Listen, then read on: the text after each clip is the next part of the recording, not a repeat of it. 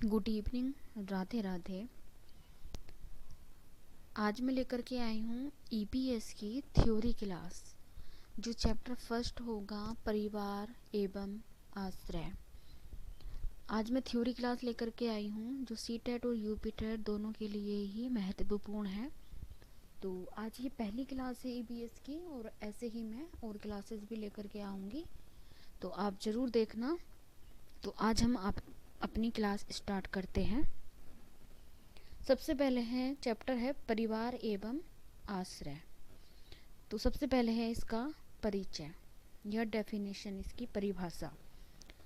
परिवार एक या एक से अधिक दंपतियों व उनसे उत्पन्न बच्चों का वह सामाजिक समूह है जिसके पुरुषों में रक्त का संबंध होता है और जिसके सभी सदस्य पारस्परिक संबंधों एवं संयुक्त उत्तरदायित्व से जुड़े या बंधे होते हैं। तो परिवार क्या है बेसिकली, जैसे फॉर एग्जांपल कि हम अपने घर में रह रहे हैं, तो जो हमारे पापा हैं, तो हमारे जो पापा हैं उन मतलब पुरुषों में संबंध रहता है। बाकी जो महिलाएं होती हैं वो अलग अलग गांव से, अलग अलग शहरों से घर में आती हैं। लेकिन पुरुषों में क्या होता है, ब्लड रिलेशन होता है, रक्त संबंध होता है, वही क्या होता है परिवार। एक परिवार में क्या होता है कि माँ बाप, उनके बच्चे या उनके दादा दादी साथ में रहते हैं। तो ये क्या है, परिवार है।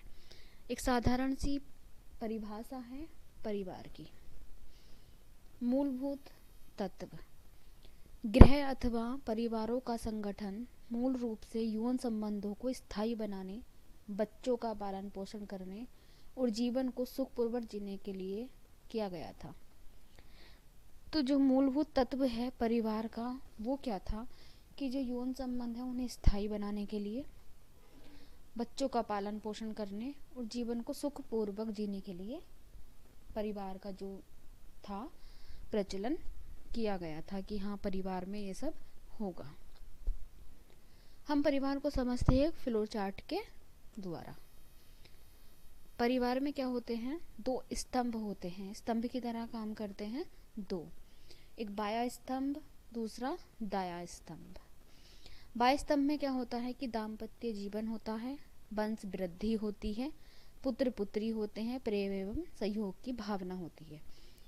दाम्पत्य जीवन का मतलब है कि पति पत्नी वंश वृद्धि के लिए क्या करते हैं, शादी करते हैं, अपना परिवार आगे बढ़ाते हैं और प्रेम एवं सहयोग की भावना उनमें रहती है। दाया स्तंभ है, शिक्षा के अनौपचारिक अभिकरण होते हैं, बच्चों की प्रथम पाठशाला होती है, परिवार की भाषा, रहन सहन के तरीके और व्यवहार प्रतिमानों को सीखता है, संस्कार विकसित गुण होते हैं।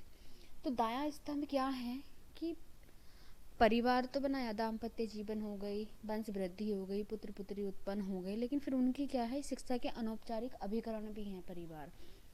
शिक्षा का अनौपचारिक अभिकरण से क्या तात्पर्य है कि हम किसी अगर स्कूल में पढ़ेंगे तो हमें एक निश्चित पाठ्यक्रम भी मिलेगा, विषय वस्तु का ज्ञान करना पड़ेगा, लेकिन परिवार में जो ज्ञान मिलता है हमें वो जन्म से मृत्यु तक मिलता रहता है।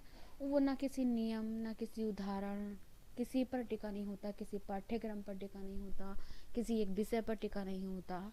हमें अलग अलग तरह का ज्ञान, समाज का, घर का, बाहर का, हर तरह का ज्ञान हमारे परिवार में मिलता है। तो ये क्या है, अनौपचारिक अभिकरण है शिक्षा का। बच्चों की प्रथम पाठशाला परिवार को ही माना गया है। परिवार जो है वो भाषा, रहन सहन और तरीके व्यवहार जो है प्रतिमानों को सिखाता है। संस्कार, परिवार संस्कार विकसित करता है एक बच्चे के अंदर। परिवार शिक्षा के अनौपचारिक अभिकरण होते हैं। वही है कि परिवार में हम जो शिक्षा ग्रहण करते हैं वो ना किसी नियम, ना किसी पाठ्यक्रम, ना किसी विषय पर आधारित होती है, अनौपचारिक होती है।